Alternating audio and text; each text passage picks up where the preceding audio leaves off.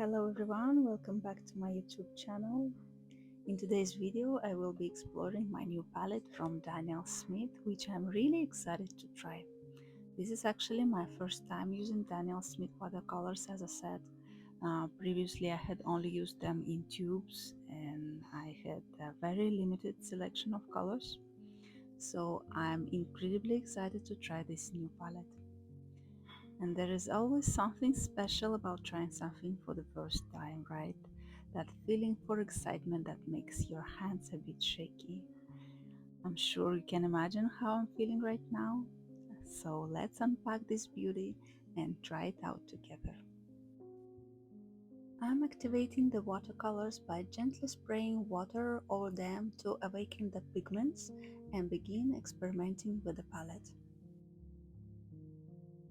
Before we dive into swatching the palette, I'd like to explain the purpose of this color chart.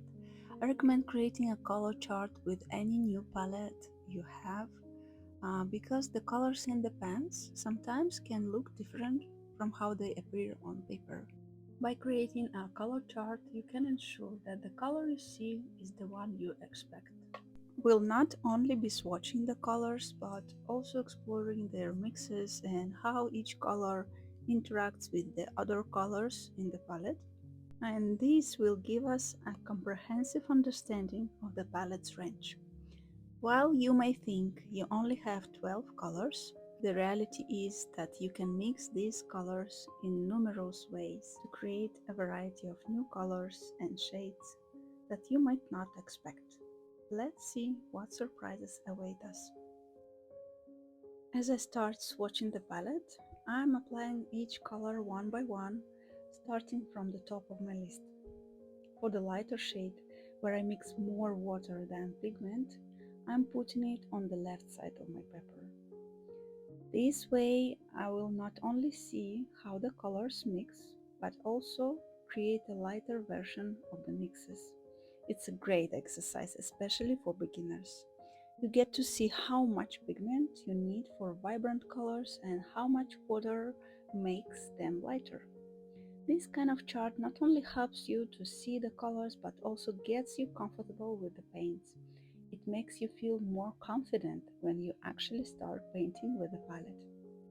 When I started swatching the Daniel Smith watercolor palette, I was really impressed by how quickly the colors activated with just a little water. Not all watercolors behave this way, so I really appreciated this feature in Daniel Smith. The colors are so vibrant and they are highly pigmented, so you don't need to use much force to get a strong color. Some colors in the palette have a granulating effect, while others don't, which I think adds a nice variety. In this palette is a wide range of violet and rose shades, which making it perfect for spring paintings, I think. I wasn't a big fan of rose colors before, especially Quinacridone Rose, but swatching this palette made me fall in love with it and also with the rose of Ultramarine. It's such a beautiful granulating color. Sometimes people ask me whether it's best to start with tubes or pans when you just begin to explore the watercolors. I've covered this topic in my guide, which you can find linked in the description. In short, it depends on your preferences and experience level. If you are unsure or want something easy, starting with a pre-made set, especially one with basic colors, is a good idea. Tubes are often more economical as you can refill a pan from a small tube several times.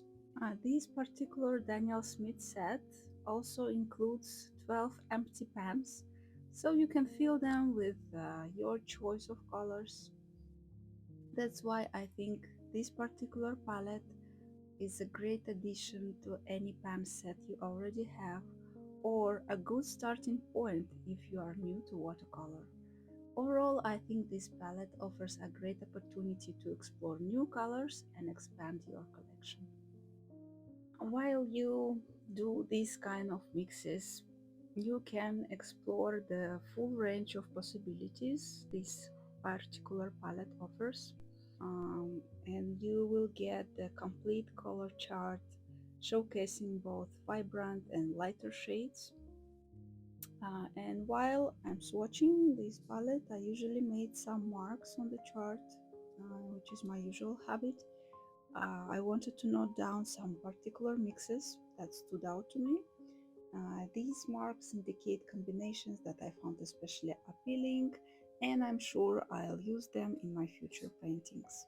I will list all the colors included in the palette in the description below, following the same order that I swatched them. This way, if any color caught your attention, you can easily explore it. If you enjoyed this video, please consider liking, subscribing, and leaving a comment. I would really appreciate it. Thank you. Bye.